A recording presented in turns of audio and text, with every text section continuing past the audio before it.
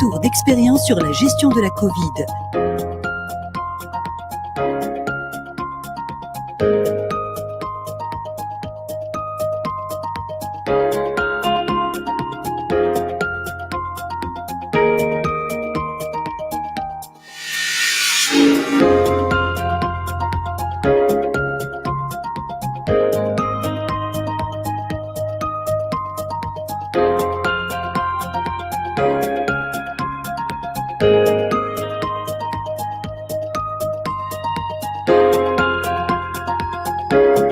Retour d'expérience sur la gestion de la Covid.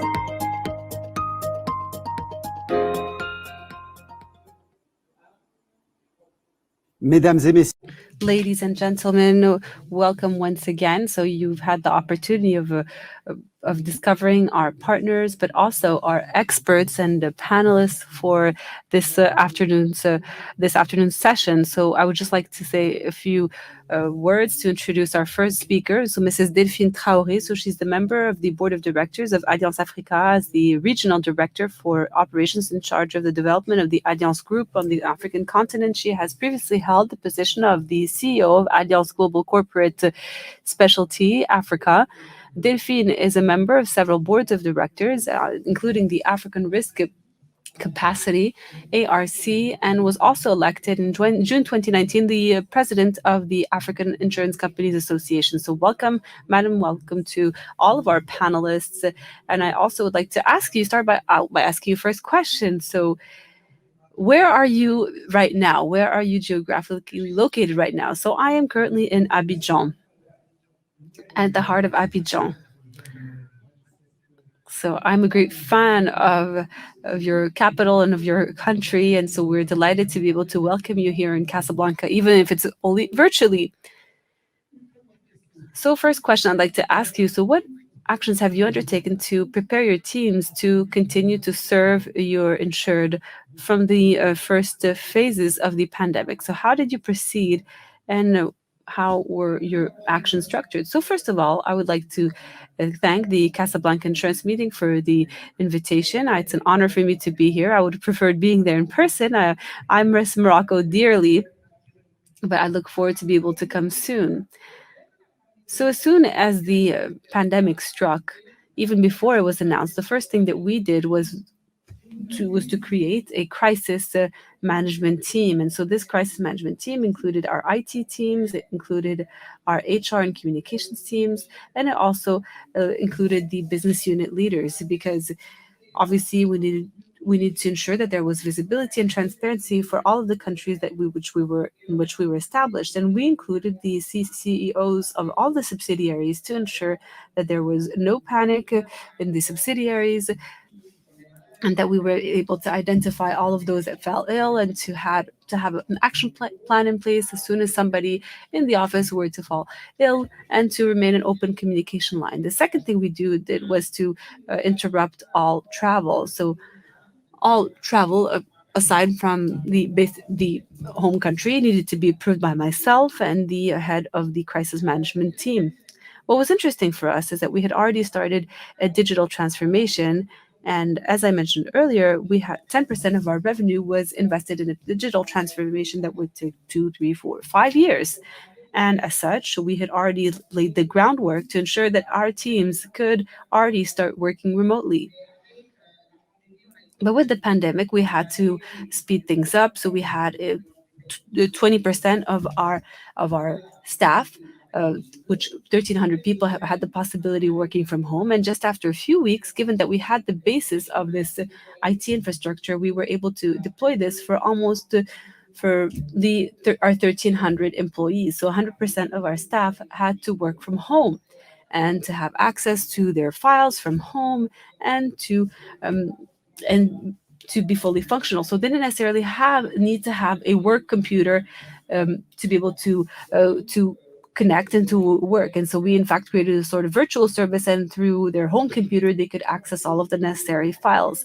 The second step was that we wanted to ensure that there was no business interruption or no interruption the way that we manage our clients. So we needed to protect our customers, protect our staff, obviously, and allow them to make their payments online, to have access to us online. And so this is what we started out by doing. So first of all, to ensure that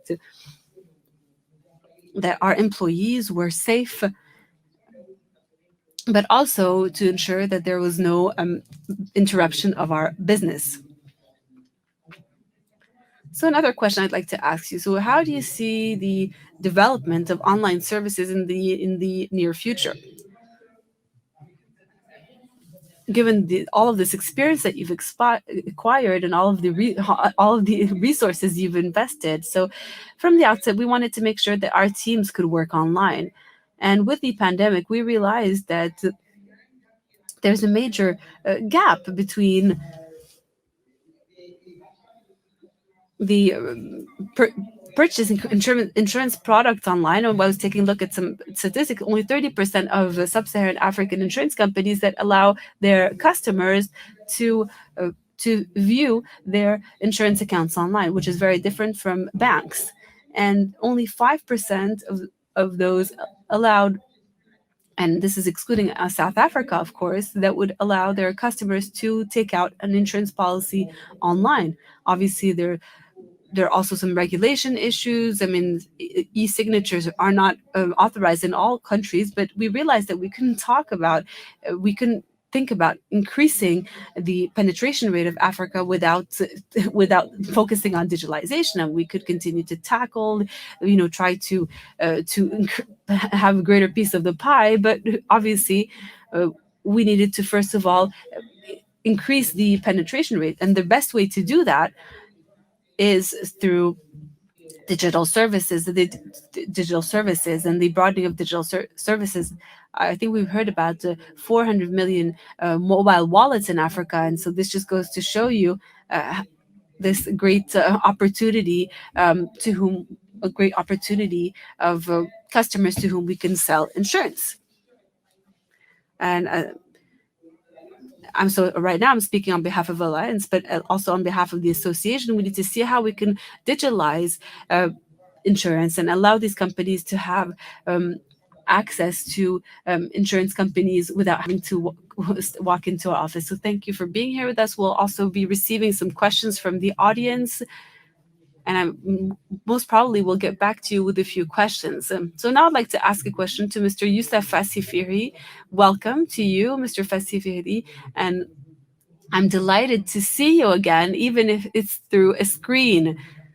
I'm delighted to be able to meet you once again. So just to give you a short intro on Mr. Fassifiri, since 2016, he is the Director General of the Société Centrale de Réassurance. So he has supported over the course of his career, supported many strategic companies nationally in their restructuring, in their redeployment. And Mr. Fassifiri has strived for the restructuring of SCR by conducting two strategic restructuring plans in a difficult context. So two questions for you, Mr. Fassifiri. So how have you succeeded in measuring or preserving the impact of the health crisis that was triggered by COVID-19? I would say that it is important when we got cognizance at the beginning of January, when we got cognizance of this crisis, to start pondering on the implementation of all the measures that were necessary to limit the impact of COVID and to be able to measure these impacts on a corporate world. I would say that our signature at SCR, Société Centrale de Réassurance, is the resilience creator. It is through this DNA we wanted to work and to fit ourselves with the necessities to do it. So it was necessary to work on first this work of distancing 2 days before the decision of the government to install lockdown.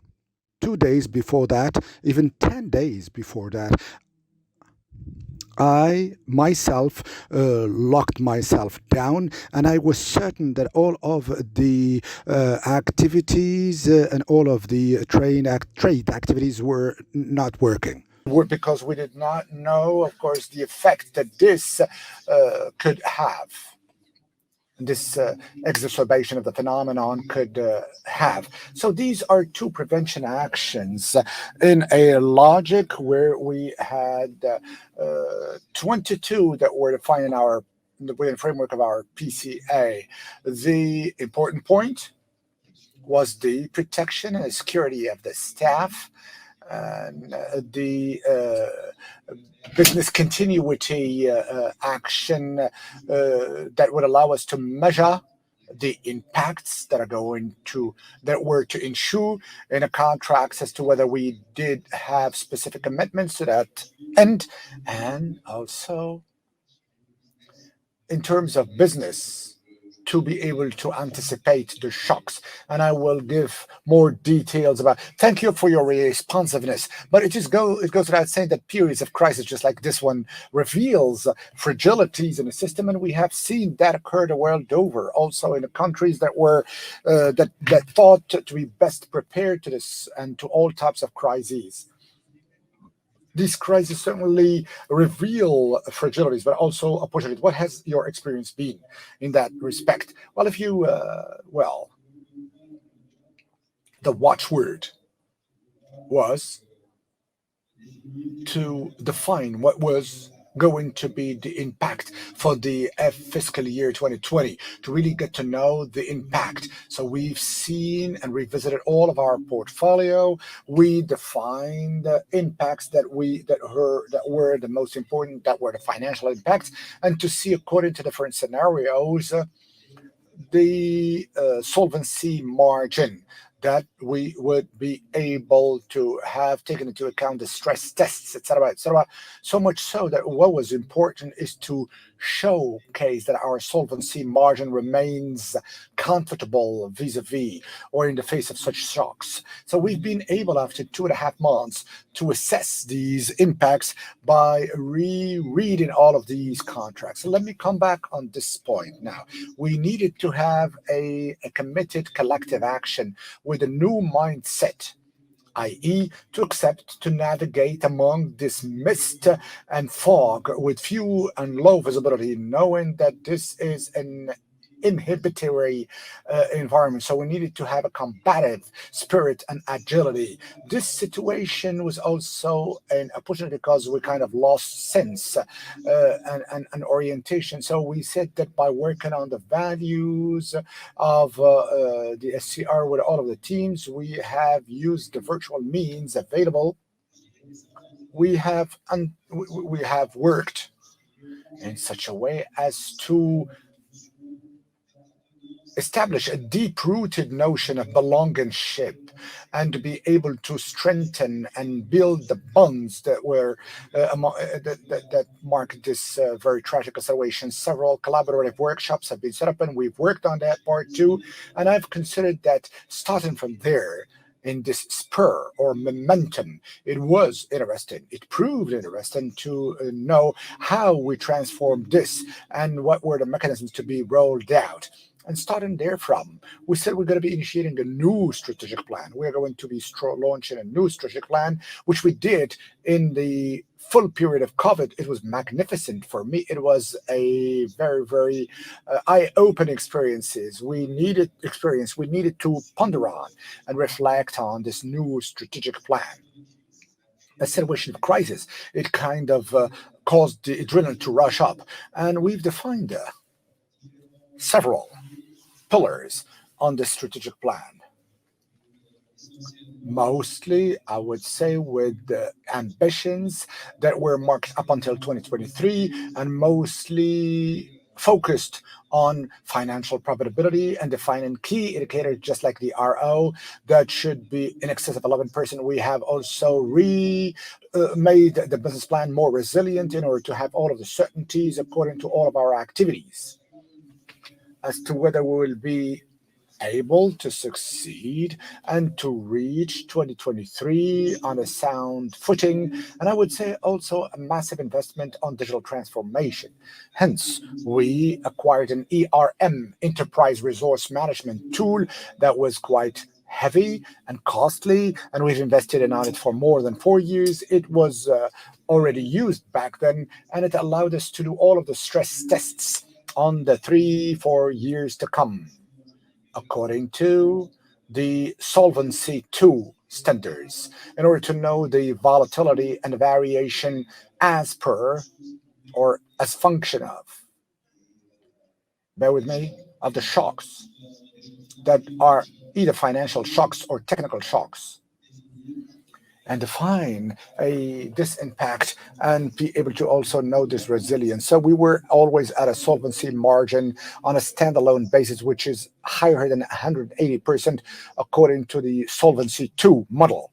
Thank you very much. And I hope that what you have just told us today and here will be also inspiring for other international operators. Thank you for your responsiveness, and I'll be back to you for other questions.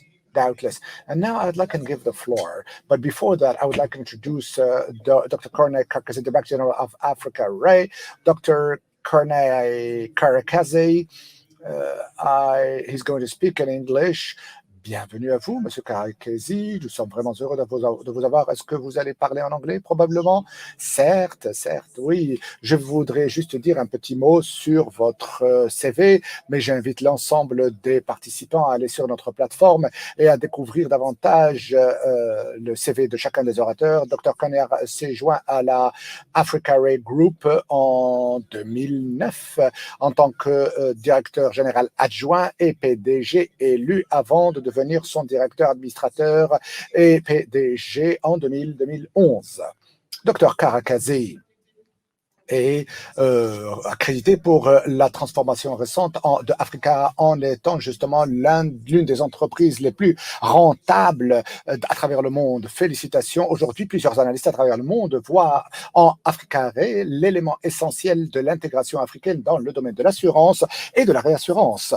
Depuis 1996, professeur Dr. Karakazi a significativement développé au développement de l'assurance et de l'industrie de la réassurance en Afrique à travers son implication et son engagement au niveau national, régional et continental à travers différents projets. Bienvenue à vous. Et ma première question à vous, Monsieur Karakazi, quelle est la problématique numéro 1 ou alors quelle est la menace numéro 1 à laquelle vous avez été confronté lorsque le virus de la pandémie 19 a éclaté, si je puis dire, en 2020?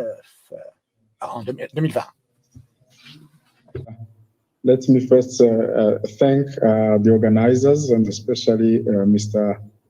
Ashil Badu, my friend, for inviting me to this wonderful conference, which I used to attend personally for many years. So it is something quite strange today. It has been 2 years.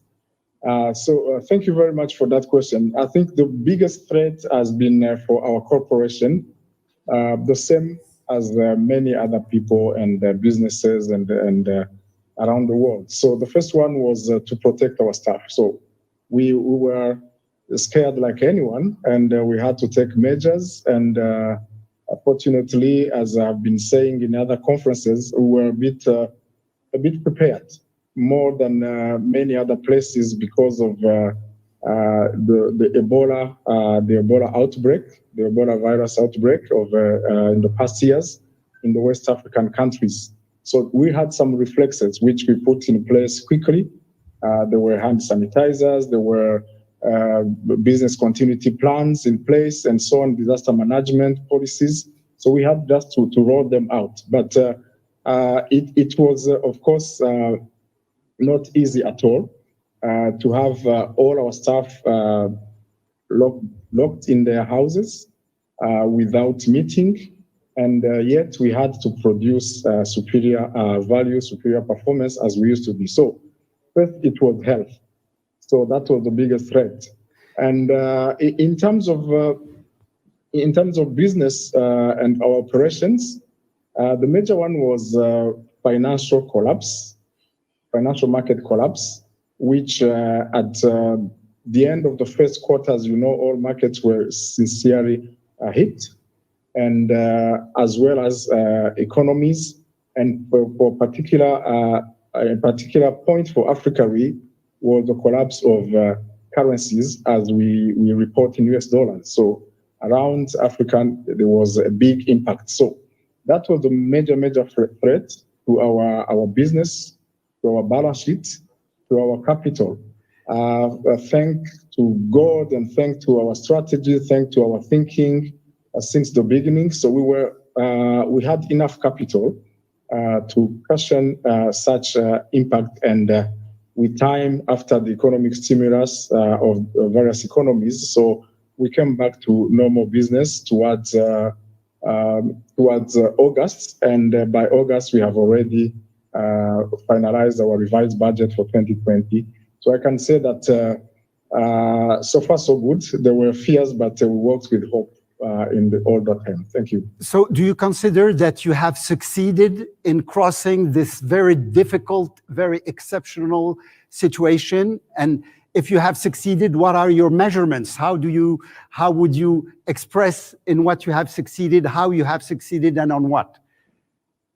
Yeah, thank you very much. I think we have succeeded tremendously, beyond what we thought. Okay. And I believe that most insurance markets around the continent, from the information we have, and even reinsurance, have done very well in terms of top line premium income, in terms of combined ratio. Yes, there is an impact of COVID-19 related claims, which has come to hit, but most of our industry players had the necessary capital. And if you look at those claims, they are not as big as the previous natural catastrophes we had, since we are talking about 26 billion. So for Africa, it will be less than 35 billion if we include the Beirut blast. So we have succeeded to grow in terms of original currency, though there were a bit hit, a small hit from the depreciation of some currencies around the continent. Despite the low interest rate environment in which we operated, as you know, many economies reduced their interest rates to stimulate their economies. So we have achieved to have a very good growth on our investment and a very good return on our investment. And this is again thanks to the financial markets, which are really doing well and ended on a positive note. On operational side, it's an irony that working from home, in our case, has been extremely more productive. And we have implemented two major projects in IT, which were the renovation of our IT systems. And one is Oracle Business, another one is a new reinsurance system. And we implemented them seamlessly, in time, within budget, and within quality, as I said before. So this was really, we are still learning what could be the reasons. Will it be that we were losing time in commuting to go to office, or is it that people are enjoying working flexible hours? We are still learning exactly what happened, but we did tremendously very well in terms of implementing what has been waiting for many years. Thank you very much. Thank you very much, and congratulations. I hope what you're saying is not going to inspire some of our decision makers on provoking new lockdowns, but congratulations for your observation. And now it's my pleasure and honor to introduce our fourth panelist, Monsieur Daniel Steen. Mr. Daniel Steen, welcome to Casablanca. Even if it's virtually, we hope we will receive you soon physically.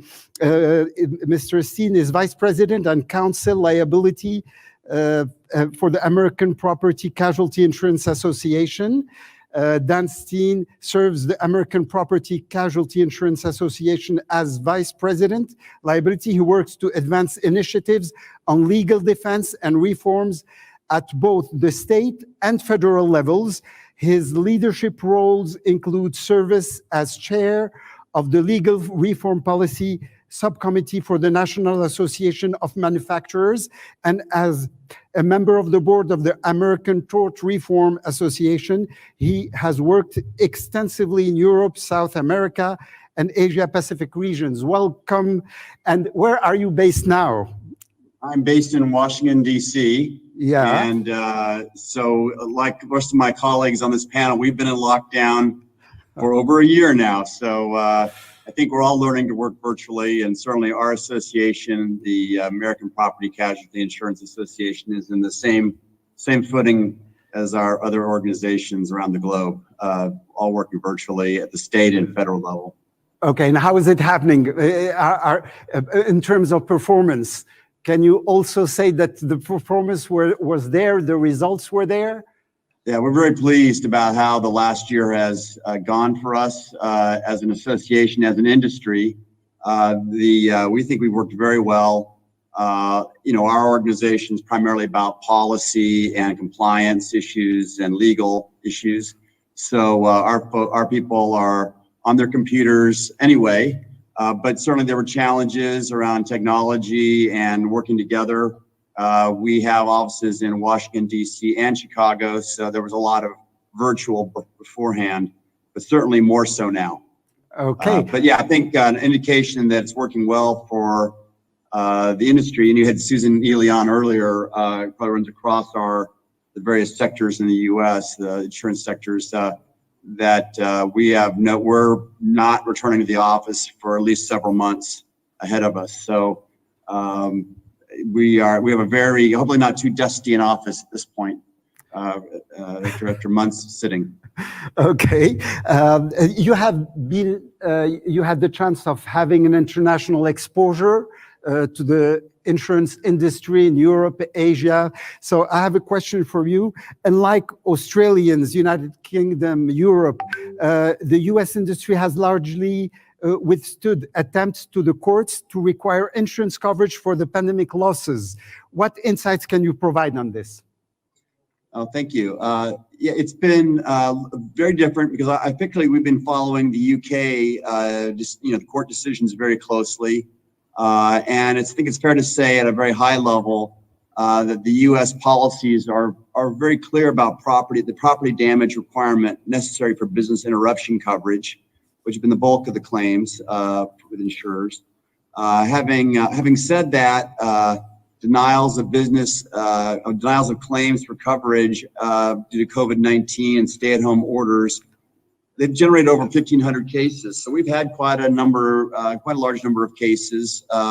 And the courts have issued just about 100 rulings on efforts to dismiss these cases where insurers, the motion to dismiss in the U.S. would be an early stage in the case where the case or the action is dismissed before it goes to trial. And we've had about 100 rulings on those cases, most of which have gone in the favor of the insurers, because I think the policy has been very clear. From the very first decision we had back last July, in the state of Michigan, a state judge ruled that a restaurant operator could not force its insurer to cover pandemic-related losses based on there was no sustained direct physical loss or damage. Which is really a threshold requirement for business interruption coverage in virtually all our commercial property policies in the U.S. And even if the restaurant owner had been able to allege successfully a physical loss or damage to the property, an exclusion for virus-related losses would still apply to bar the coverage. So that case is on appeal. A lot of other cases on appeal. We've had about 70. At least 70 federal states and federal and state courts have ruled, and most of those have all dismissed policyholders' claims. There have been some policyholder claims that have gone forward, and so that litigation will continue. But at an early stage, I think the U.S. industry is pleased about how their policies have held up in the courts.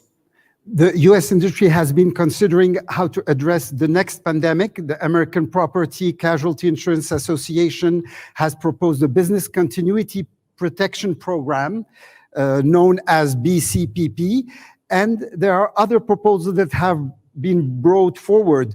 What can you tell us about the industry proposal and the others that have been offered, please? So, thank you. Yeah, so our colleagues from the almost the beginning of this pandemic, we've been thinking about the next pandemic. And we've been working closely with our partners, both NAMIC, the Mutual Insurance Company Organization, and the Big I, we call it the Big I, the insurance agents, which represents about 90% of the industry. And together we came together on this business continuity protection program, which envisions the federal government would provide up to 3 months of lost business protection for participating businesses. So this has been a debate in the U.S. since last summer. And we were not the only proposal out there. As you referenced, there was a proposal is a proposal still pending in the last Congress by a congresswoman who is chair of the subcommittee that handles insurance to create a new program based on the Terrorism Risk Insurance Act, TRIA, which would require coverage across various lines by insurers. The APCIA and our partners took the position that really insurance is not appropriate in this case based on really 5 principles. One, it's not insurable.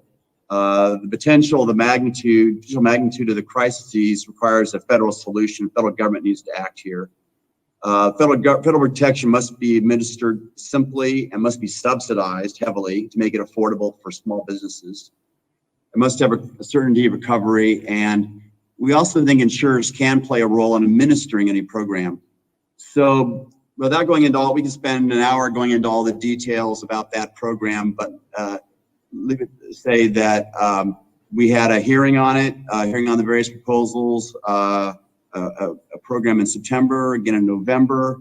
They ultimately did not move forward on propping up both businesses, but also now providing support for employees. And with that, there's probably a bit of a pause now happening relating to the just the expense of any kind of such program.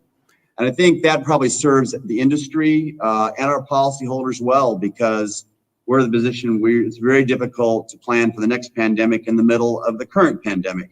So I think we're watching, I think the activity continues into this year, a year later, and it is taking a lot of energy, including my own, around creating, working on this new program, as we have a team working on this.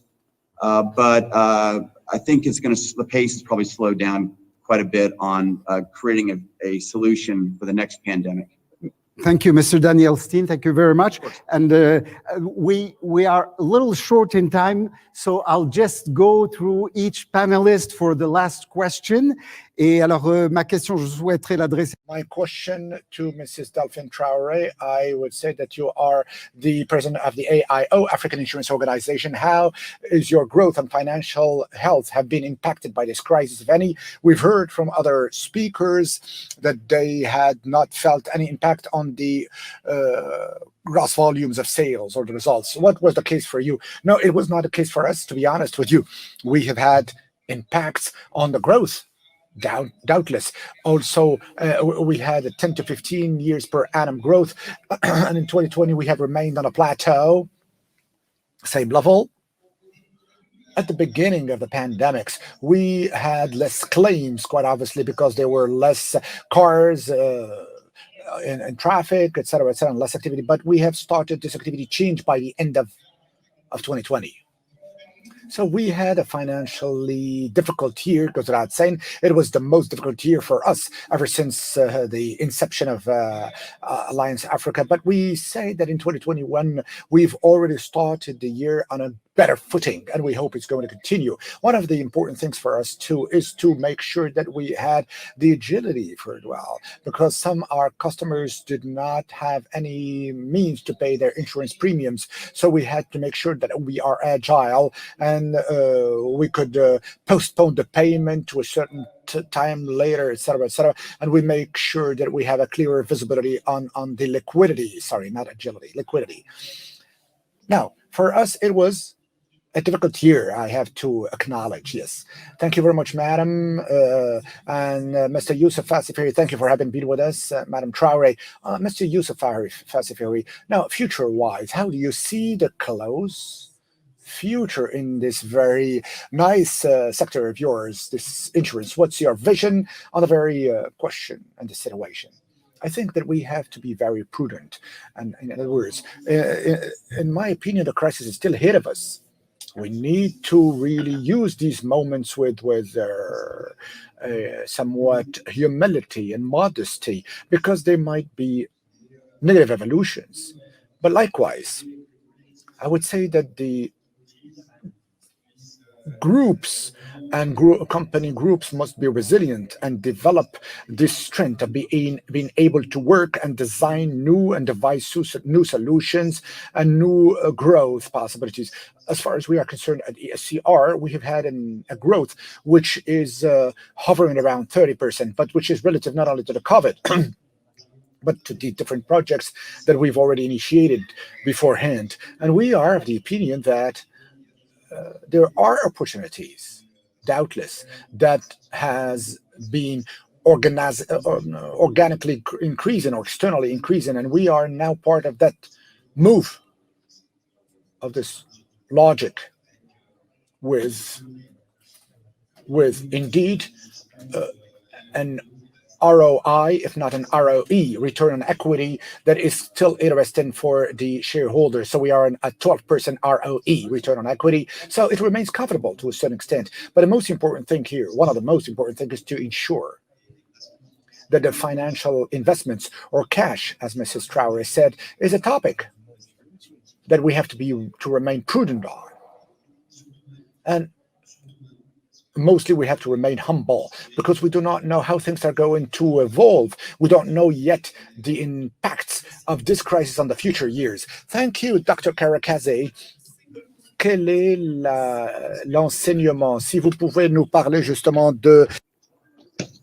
If you had to say in a few words, most important learning, and I'll be asking also Mr. Daniel Steen, the most important learning, in a few words. We can't hear you. Wait, please. Il y a un problème de son. Sorry.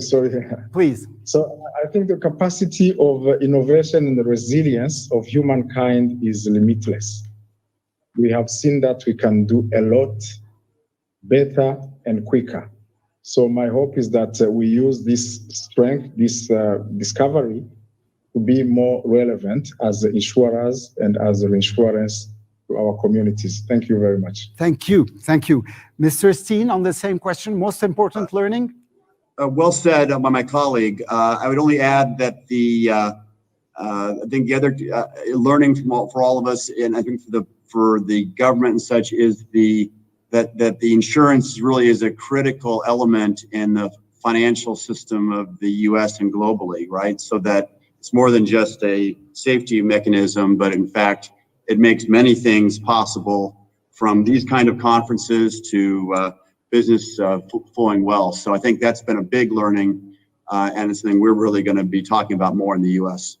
Thank you very much to all of you. Thank you for your participation, precious contributions.